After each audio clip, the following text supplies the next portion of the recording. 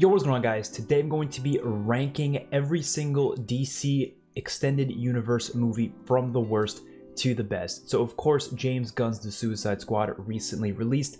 Absolutely enjoyed the crap out of that movie. Review and reaction should be up on my channel. Currently, I've been having some issues with the reaction video getting blocked, but I put it back up, so hopefully it's still up as we are speaking right now. I have seen these movies, most of them more recently, though. I have not seen them when they first came out, at least most of them. The Suicide Squad, the first one at least, and of course Wonder Woman and a couple other ones I saw when they first released, but it took me until just this past year to watch movies like Man of Steel, Batman v Superman, and even Justice League. I haven't even seen that, and I watched those all on this channel, so if you want to see reactions to those, definitely go check that out.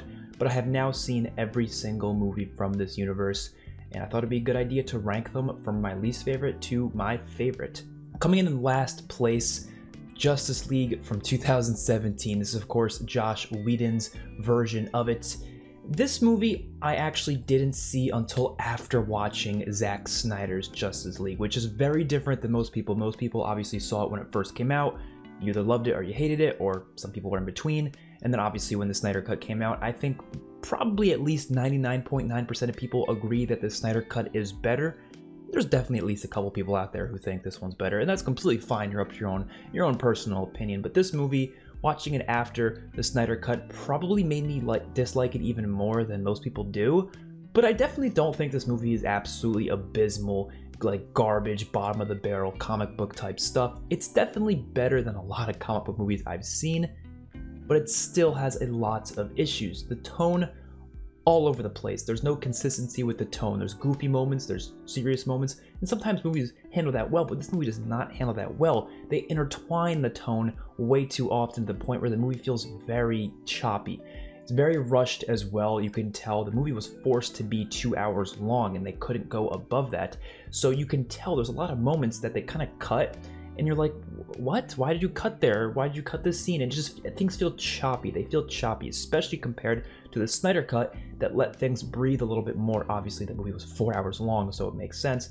But you also just completely rush over characters' backstories like Cyborg and Flash to the point where you don't even care about them. In Justice League from 2017, I don't give a crap about Cyborg and Flash. I don't know anything about them. It's just, they're just there. They're fine additions, sure, but there's nothing we know about them, and at least in the Snyder Cut, we learn about them, which is a huge thing. The villain of Steppenwolf, boring as hell in this one. Not only does he look incredibly boring, but his motivations are not clear. His just dialogue is very just off. It's very cringy in a lot of moments. Obviously, another thing that was massively improved within the Snyder Cut.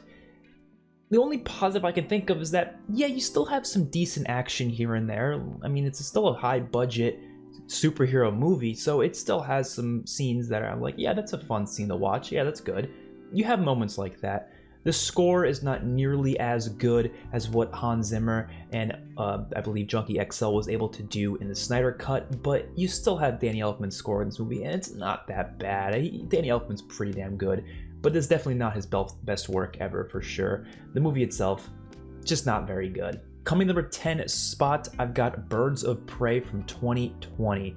Now, this movie definitely is very all over the place when it comes to the fan reception. I've seen people say this is one of the best DCEU movies ever, and some people think it's one of the worst. Personally, for me, I don't think it's a bad movie. Keep in mind, there's a big step between my last spot and this spot. I think that one's like a pretty bad movie, whereas this one starts to get to the movies that I think are pretty good. And every movie here on out I think is at least good. Not great though. This one definitely isn't towards being a great movie by any means. I'd probably give it like a 5.5 out of 10 maybe. Harley Quinn, always fun to watch. That's the best part of this movie. And yes, it feels like a Harley Quinn movie. It really should have just been a Harley Quinn movie. They should have just made it called Harley Quinn, had her be the spotlight, just like she was in this, and focus on her a little bit more. But what they do here, and what I don't really like what they did, is that they try to focus on these other characters, but they don't really make us care about them. You have, of course, Black Canary, you have also Huntress, and then you have, I believe, the cop lady. I forget her name, to be honest, but they don't give us enough time with them to care, especially Huntress. They didn't do like anything with her really until the very end, and I I get it was setting up probably a sequel, I'm sure maybe a sequel that actually has the full Birds of Prey there, but if you made this just a Harley Quinn movie and maybe just introduced these characters in the background a little bit and maybe not made them important to the story, then it would feel a little bit more organic, and then you could have made a sequel to the Harley Quinn movie that was going to be a Birds of Prey movie. But instead, this one just feels like a setup for another movie when this movie should have just already had the characters be set up for it, so it actually works as a good team-up movie. But again, Harley Quinn, really fun to watch, especially in a lot of the action sequences. There's a lot of good, practical, and grounded action in this movie because it's not a big, fantastical story. It's very grounded in one central thing happening. You have Black Mask as a villain. He's a good villain. Ewan McGregor did a great job, but the issue is I don't like that he's such a goofy villain because it doesn't counter Harley's goofiness all that well. Like, I really enjoy movies like Guardians of the Galaxy where you have a goofy cast of heroes, but then you have a very serious villain.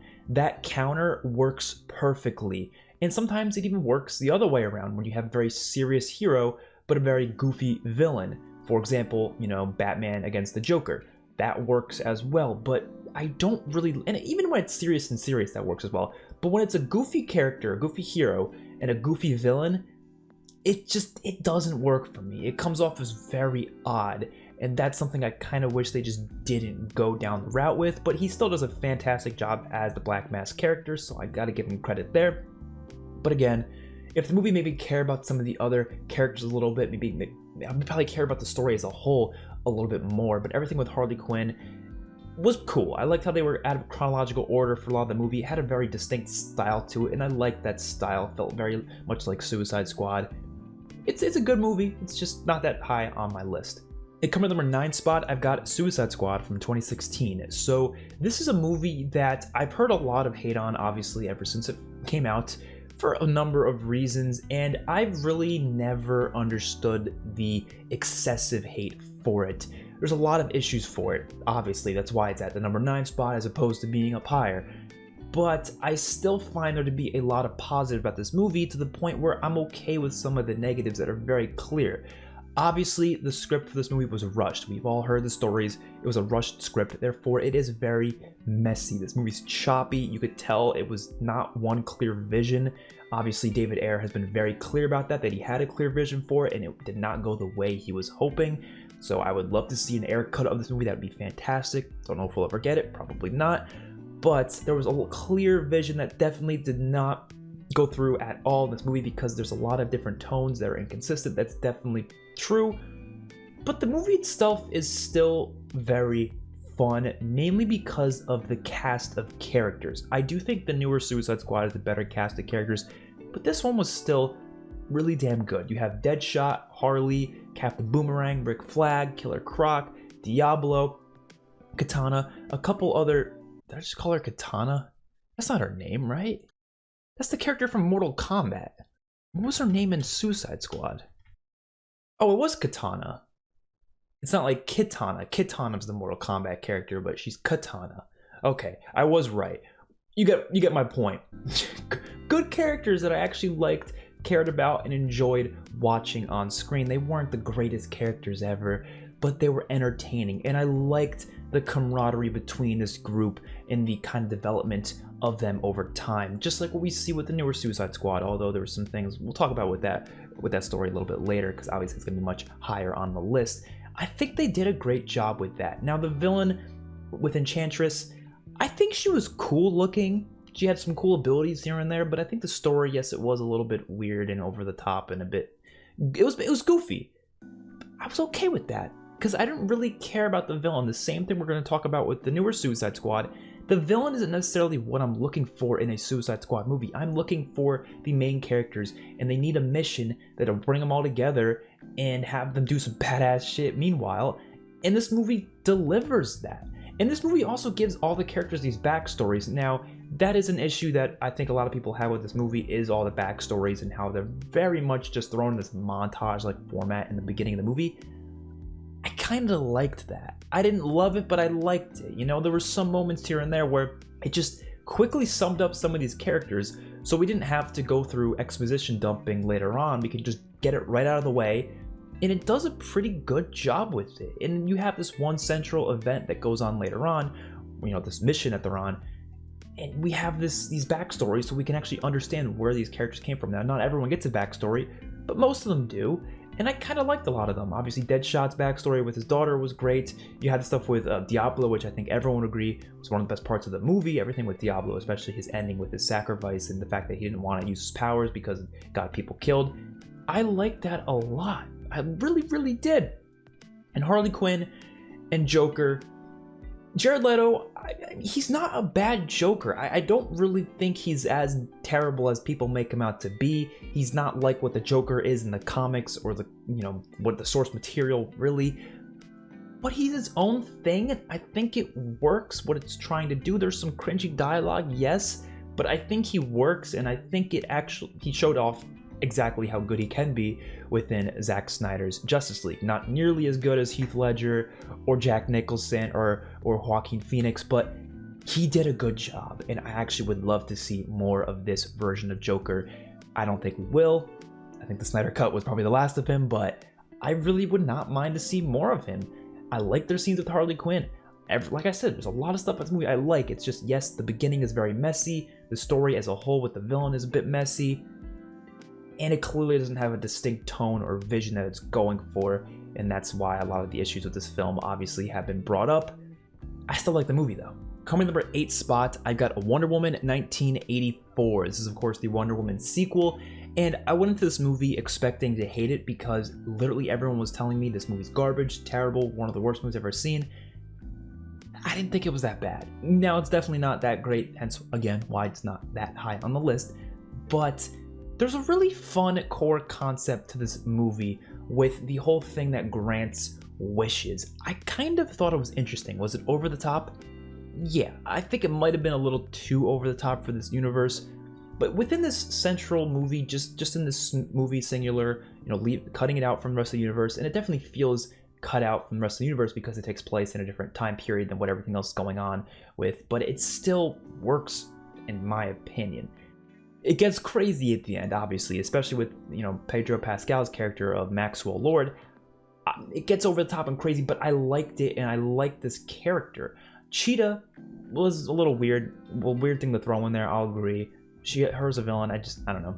But Maxwell Lord, I really liked his story. I really did, and I really thought it was something that a lot of people could understand and be like, okay, yeah, that makes sense. I like the idea of when people grant wishes, and then it kind of goes the wrong way. It's like, oh, you didn't realize that this would happen because you're taking everything you currently have for granted, like he was taking his kid for granted. And then later in the movie, he realizes that's all he wants is just his kid, because he sees that there's things happening in the world because of his wishes that are causing mayhem and chaos, and I really like that. And then, of course, you still have the stuff with Wonder Woman. Now, I didn't like the whole idea of bringing Chris Pine back as Steve. Now, I loved Steve's character in the first one, and when I heard he was going to come back in this one from the trailers, I was like, are you kidding me? But they played it off in a way, obviously, he wasn't, like, alive. It was her wish was to bring him back, and he was in the body of another character, which is really weird. It's just weird because the whole movie, he's a different character, but he's in Chris Pine's body, and it's like, but he's not. It's so weird how they played with us with that. I thought it was an interesting way to bring him back. Obviously they did that because a lot of people love Chris Pine, and obviously he kind of, I love him too. He's a great actor. I loved seeing him in the movie, but it felt cheap, almost like it's a cheap cash grab type thing. It's like, oh, we just want get more people in the theater, so let's throw in Chris Pine, when it doesn't really fit the story. But in some ways it does, though, I'll admit, because it does allow Wonder Woman to get over Steve in a distinct way, because she clearly couldn't get over him. That's why she wished for him to come back. Well, she didn't know that was going to happen, but when he came back, she eventually has to let him go. That was okay. But as a whole, I don't know if we really needed the whole thing. I think we could have gone with another story with her character, and it could have been a little bit more interesting. I don't know. But I do love, like I said, Maxwell Lord, and the whole 80s vibe and atmosphere of this movie, and a lot of the action's great as well. People said it was really cheesy and like kind of felt like almost some of the older Christopher Reeve Superman movies, and I don't see anything wrong with that. I really don't. That's kind of what I was going for, what I kind of wanted to see in this movie, and I think it delivered. I think it delivered well. I enjoyed this movie, but it's not fantastic or anything. Coming number 7 spot, I have Shazam. 2019. It's a big jump from number 8 to 7. This is when the movies, I would say, start to get really great. The rest of the movies on this list are at least great. I really do like a lot of the DCEU. I know a lot of people don't, but I like it a lot. Shazam, to me, is just a solid family comedy. It really just is a family story, and that's what I absolutely love about it. My favorite part about this movie is the family dynamic with the kids in this adopted family. I absolutely love how they do that, and how Billy clearly does not want to be there in the beginning. He's just like, fuck this, I just too many families, and he wants to find his actual biological mother. And then when he finds her and she turns him down, it was a heartbreaking moment. And then eventually towards the end of the film, after he's with these kids this whole movie and he does a lot of things with them, he ends up kind of liking them, and he calls them a family. And that was one of the most beautiful moments in the entire DCEU. I absolutely love that. And even the villain wasn't too bad with Savannah. I think it's how you pronounce his name, his last name at least. I like this villain. I didn't think he was the most interesting villain ever, but it was a good villain to play against Shazam. Like I was saying, the best way to do a movie, in my opinion, for superheroes is to have the protagonist be very different than the antagonist in terms of their tone. This is a movie that does that. You have, obviously, Shazam, main character Billy. He's a goofy motherfucker. He just is. And the villain is really serious the whole time, trying to be the most serious person ever. And I like how he uses these 7 deadly sins as these like monsters that come out of his like little eye thing. That was really cool. It was terrifying, but it was still kind of family friendly. It almost felt like Ghostbuster type villains, you know, family friendly type monsters. And they were really awesome. And there's a lot of great scenes with Shazam. It's a funny movie. There's a lot of fun moments in the first half, especially when he's first learning his powers. A very great origin story. It's not anything over the top and huge, though. It's not anything big. It's not anything that's going to have really deep themes other than those family themes, which is, I think, why maybe the movie isn't as attractive to me as some of these other movies, because I personally do prefer more serious movies that kind of throw in comedy here and there, but this movie's more of a comedy that throws in some serious moments here and there, which works perfectly fine, don't get me wrong. That's why I think it's a great movie, but I personally prefer, like I said, the other way around. Therefore, some of these other movies are just a little bit better to me. But Shazam did what it was trying to do. It did it successfully. Absolutely love this movie. Comes in at the number 7 spot. Coming number 6 spot, Batman v Superman: Dawn of Justice, the Ultimate Edition. I've only seen the Ultimate Edition. I didn't even include the regular version on this video. I don't see the point because I don't think it's like that different. I'm pretty sure the Ultimate Edition just adds like 30 extra minutes of scenes. Some people count them as different movies. IMDb doesn't really count them as different movies. They count the Snyder Cut as a different movie than Justice League, so that's why I count those as different movies, because those are very, very different. But I haven't seen the original version, so I'm just basing this off of the Ultimate Edition. And I really did enjoy the movie. My favorite thing about it is the serious topics that it focuses on with very realistic things about hero accountability, just like Captain America Civil War. And I really think that was interesting how both these movies came out in the same year. They kind of had similar themes going on. I like this a lot because as much as superhero movies are obviously very over the top and crazy, and I do enjoy those movies that are very over the top and crazy, I like when they still take a universe like that and ground it with things that would happen in real life. And things that would happen in real life is that people would feel uncomfortable with the idea of the fact that heroes, they can be dangerous sometimes in terms of destruction to cities and stuff. Obviously, they're not causing it, but they're part of it at least. And I like how this movie touches on that, and how Lex Luthor tries to paint, obviously, Superman as being evil, and the people are not happy about that. And people start, freaking out, and obviously Batman isn't comfortable with Superman either, and that's what kind of erupts this whole rivalry between them in this movie. And I actually really, really like it. There are some things I think are still a little bit odd about it. I do think the whole Martha scene, it's not bad. It's just, I think there's definitely a better way they could have done that. Lex Luthor as a villain, I really do like. I don't think he's as good as Gene Hackman from the original Superman films, but he does the job pretty damn well, and I actually do think he fits this role well. People obviously shit on Jesse Eisenberg a lot for this role, but I thought he did fine, and I would love to have seen him again in a future film. Don't know if we ever will, but I think he had some interesting stuff to do here. Now with Doomsday wasn't really a character. He was just kind of a creature that was there to give Batman and Superman something to fight against. Obviously, Wonder Woman came to the fold as well. She was great to see there, so I was definitely happy to have her as a part of this, little team up here. And I like that a lot. I like how they weren't fighting each other for too long. They kind of just got it done, and then, things happened, and it was great that way. Best part of the movie, though, by far, without a doubt, the best part of the movie is the damn warehouse scene with Batman. I mean, oh my god, man, that might be my favorite action scene. I don't know about my favorite. It's one of my favorite action scenes in a superhero movie ever. I mean, it's just so good. Batman kicks ass. He kicks ass. Ben Affleck as Batman. I would love to see more of him. I know we will in The Flash. I want to see even more of that, though, because he is really good as Batman, especially in those fighting scenes. He might not be the best Bruce Wayne, but he is one hell of a Batman. And the score in this movie, oh my god, Hans Zimmer can just kill it with the scores, man. He does the same with his other films in this franchise, which we'll talk about in a little bit. But I think this movie is a pretty damn good movie, but it's not as good as the top 5.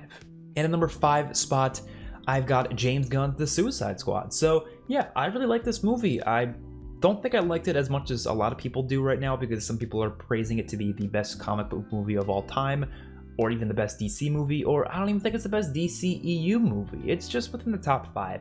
It's still a really damn good movie, though. I mean, it does a lot of things right. Characters, fantastic. You got Bloodsport, Peacemaker, Ratcatcher 2, Polka Dot Man, Harley, King Shark. Peacemaker being my favorite. Oh my god, am I a big John Cena fan out of absolutely nowhere, and I cannot wait till the Peacemaker TV show. He was just so much fun to watch. This movie was goofy as hell. It had some serious moments, but it really didn't have that many, to the point where it didn't make a difference, though. I was not really there to have a bunch of serious moments. I was there to watch characters kick ass, but it does have some themes that come into the story later on, mainly some political themes, obviously, with the whole American government just trying to get the information or destroyed from this Project Starfish thing, rather than actually destroying the thing itself, because Amanda Waller, bit evil, doesn't care about the people, the innocent people in that country. But the humor itself was really funny, at least for me. Except for some stuff. I would say like 75% of it was really good, and 25% of it was, yeah, I don't really know. Also, the 25% of it also includes some of the stuff that was in the trailers. And usually when you put a lot of your jokes in the trailers, it kind of ruins the moments for the movies. Maybe don't put too many of your jokes in the trailers, but there were still a lot of jokes that weren't in the trailers, and they were absolutely hilarious. Definitely some that was a little bit immature humor, but I kind of like immature humor here and there, so I didn't really care. And some of it was just funny. I don't know. The characters delivered it really well. Idris Elba, John Cena, great job all around. Starro as a villain, he wasn't like all that interesting. It was just a giant octopus alien thing, but not octopus, starfish. I just called it a goddamn octopus. Starfish. But I liked his powers and how he had these little starfishes come out as like face huggers from aliens and like attract onto people's faces and control them as zombies. I mean, that was really cool. And then you had this scene with Bloodsport taking them all out. Great stuff. Harley Quinn had some good moments too. I do think they killed off a lot of the characters too quickly, though, especially ones like Captain Boomerang. I would love to see more of him, but it is what it is. I understand they wanted to go with some really big subverting of your expectations within the first few minutes of the movie. Some of the movie worked, some of it didn't as well, but for the most part, the movie was fantastic. Therefore, it's getting the number 5 spot on this list. Coming number 4 spot, Man of Steel from 2013. So Man of Steel is my favorite Superman movie of all time. I have seen all the Superman movies now, by the way, just in case you're wondering. I reacted to a couple of them. I reacted to the first 2, as well as Man of Steel. I have seen Superman 3, 4, and Superman Returns. And this one, Man of Steel, by far my favorite. It was a perfect origin story. One of the best origin stories I have ever seen on screen. Superman's score in this movie, his theme by Hans Zimmer, is probably the best soundtrack I've ever heard in a movie ever. One of the most, just uplifting, powerful themes ever. I mean, it is just, oh my god, it is amazing. And I love how you were able to take And this is the first DCEU movie, by the way, and it was able to take this story that we've seen before. It's not a new story. Like, we've seen this before. You know, it's obviously Superman's origin, but they did it in such a distinct way that works perfectly, in my opinion.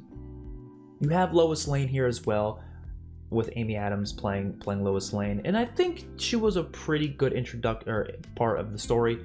I'm really glad they didn't do the whole Clark Kent thing with Lois Lane, and like, I like that in the Christopher Reeve movies, but the issue is it just wouldn't work here. I wouldn't be able to take it seriously. This movie's definitely a lot more serious and grounded than what the original Superman was.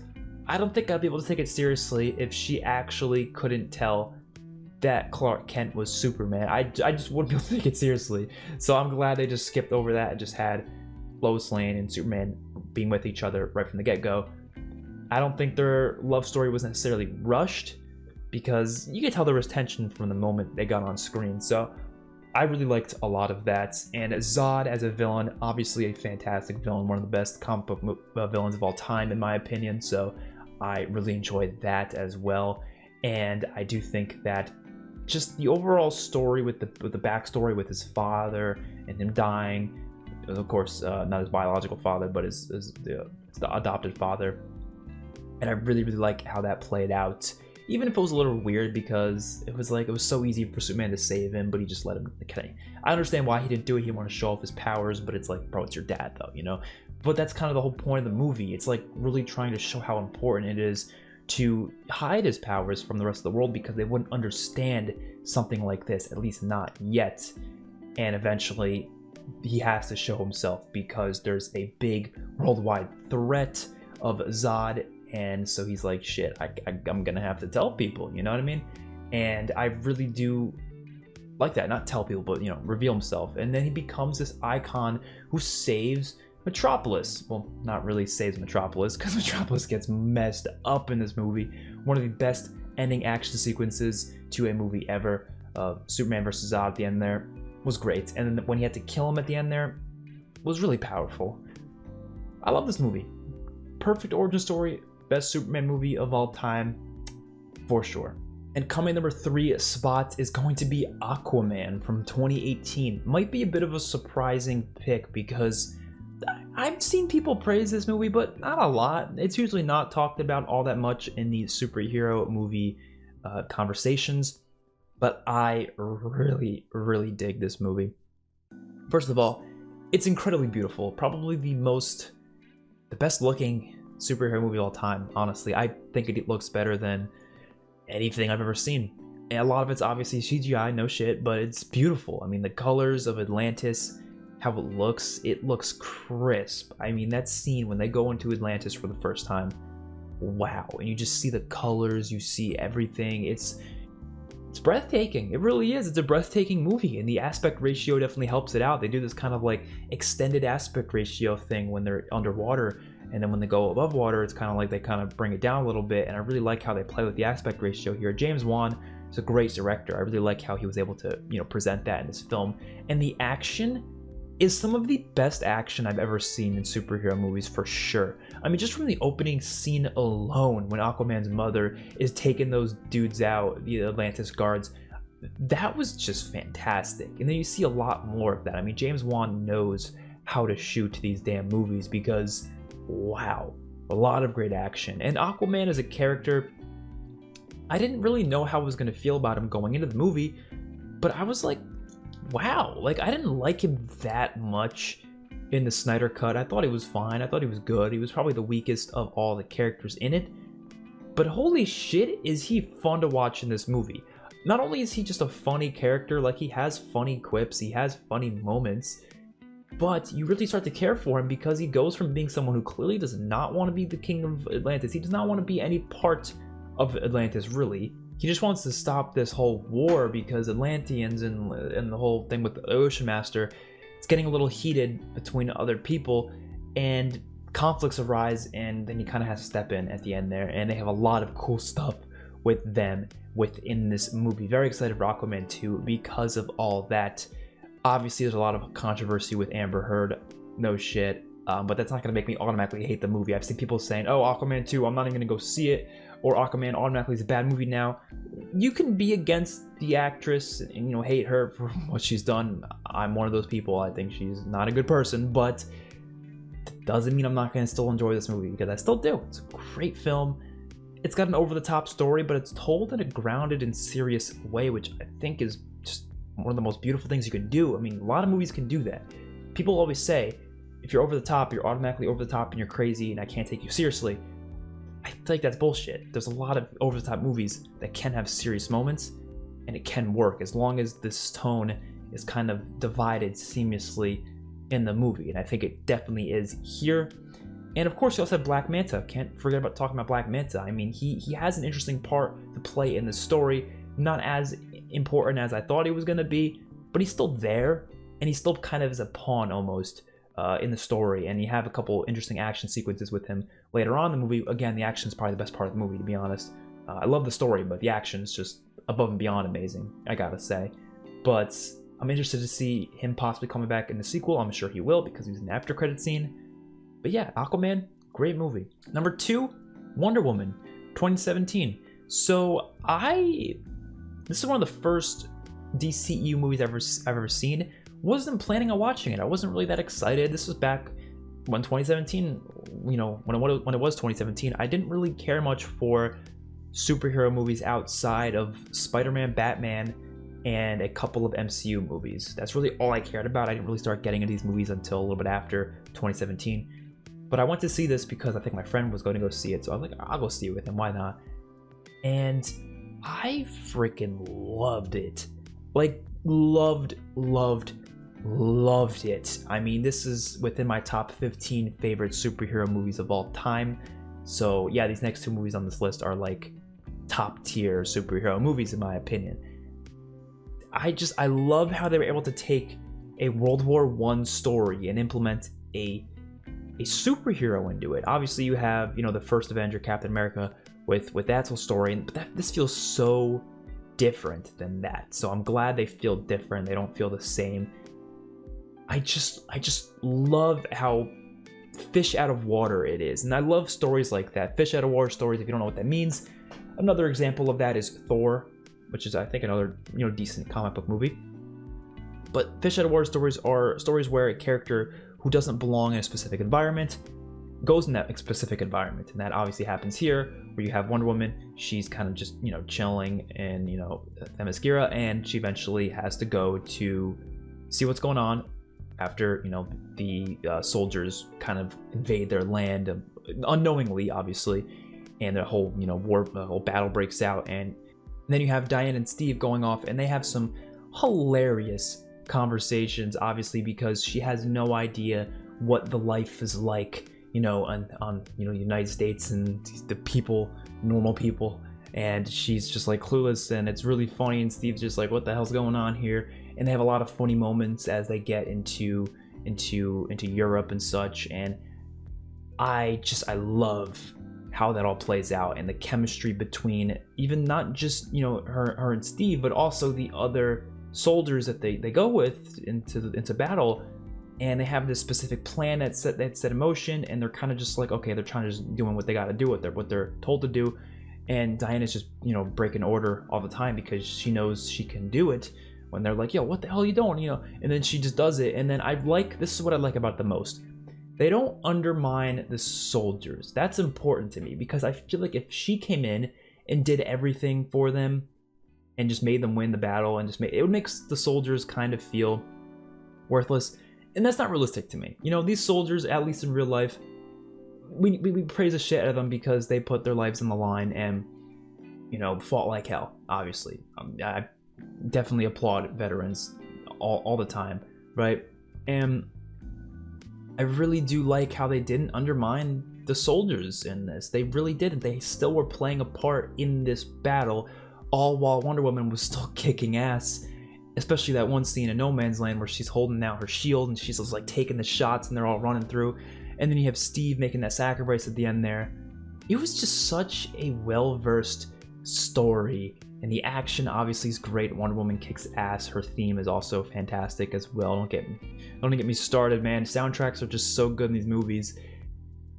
I think it just plays out very well. I think the only negative of the movie is Ares as a villain was a little meh. I think their action scene at the end was cool, but I think the villain himself and the motivations and stuff could have done a little bit better for sure. It was a little bit, you know, over the, not, I don't say over the top. It was just a little bit, like cliche almost, and a lot of the dialogue was cliche too. Dr. Poison was there as well as a villain, but she didn't really do much, so whatever. But the characters themselves and what was going on with the war, loved it. It's a great movie. Second favorite DCEU movie, so yeah. And obviously, I'm sure you all expected this. The number one spot is Zack Snyder's Justice League. Obviously, I mean, there's so much to talk about here. I really don't have an issue with this movie. I really don't. It's such an experience, to be honest. It's not my favorite comic book movie. It's probably like my number 7 or 8 spot, maybe, out of all of them. But that's still really high, obviously.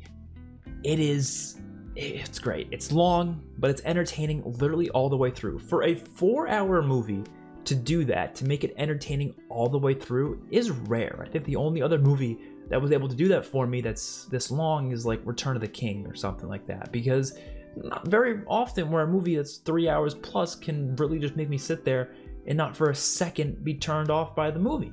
I'm just like engraved into the film all the way through because there's always something going on. There's always character moments being fleshed out. There's always action. There's always big pieces of dialogue or great music that's playing over some sort of a scene, or you have just the story and the plot being progressed with little moments, and it's just really well done. Obviously, like I said before, they actually gave Cyborg and Flash characters in this movie. They gave them backstories, and they gave everyone great moments even just during the movie itself. So I cared about every single team member of the Justice League in this movie. There was not a single person that I was like, yeah, I don't really care about you. Even Aquaman, like I said, was probably my least favorite of this movie. He still had a lot of great moments. Steppenwolf was actually a good and intimidating villain.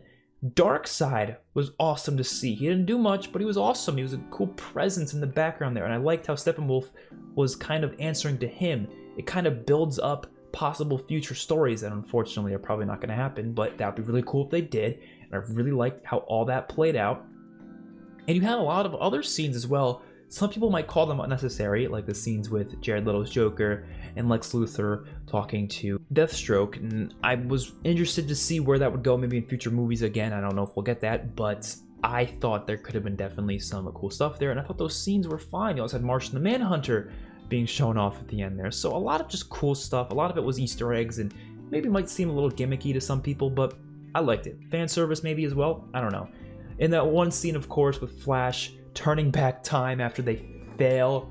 Oh my god, was that scene amazing. And the music, especially Hans Zimmer's score, again, he's such a great composer, probably my favorite composer of all time. Maybe not, John Williams is pretty good too, but they kind of are both really amazing. That scene though, wow, and you have such great action. It's R-rated too. Don't even get me started, man. R-rated films are always so much better with the action because you can actually feel the realism in it. Like, people get sliced up, like Steppenwolf in that one scene when he's taking on the women of Themyscira, and he just slices girls up. He grabs the horses and just like stomps them on the floor. Badass villain, man. Badass villain. He's actually intimidating because of the R rating. I mean, I'm not sure the R rating doesn't automatically make him intimidating, but it makes him feel more intimidating because he's actually killing people in brutal ways. And it's like, shit, man, this is actually going to be kind of intense to see him fight against our team later in the movie. And Superman and his comeback, and of course he wears the black suit, which was awesome. So much better than it was in the Justice League from 2017. So yeah, Zack Snyder Justice League, fantastic movie. Got to be the #1 spot on this list. All of these are, you know, well, I'd say 7 of these are great movies. And the bottom ones, like I said, some of them are bad. The other ones are just, you know, good, but not like great movies. The DCU as a whole, I really do like. I know a lot of people don't. I find a lot of enjoyment in this franchise. I'm really excited to see what else they do, even if the franchise itself feels very disconnected, because it's very disconnected. There's certain stories that work well together. Obviously, the Snyder movies work well together. Man of Steel, the Batman v Superman, You could even throw in Wonder Woman in there. I would say it's not a Snyder movie, but it still feels Snyder-ish in a lot of ways. And then of course the Snyder Cut. They really play off each other well. But then you have obviously movies like Shazam that has absolutely no place in the universe, really. Doesn't really do much for the rest of the universe. You have Superman in there for the after credit scene, but whatever. It doesn't really feel like it's part of the universe. And then obviously, you know, even Wonder Woman 84 doesn't really feel that connected. And the Suicide Squad movies are kind of their own thing as well. And Aquaman, I mean, Aquaman's, I guess, also plays into that, but a lot of it just feels disconnected. And I think there's definitely a way where they can connect them better.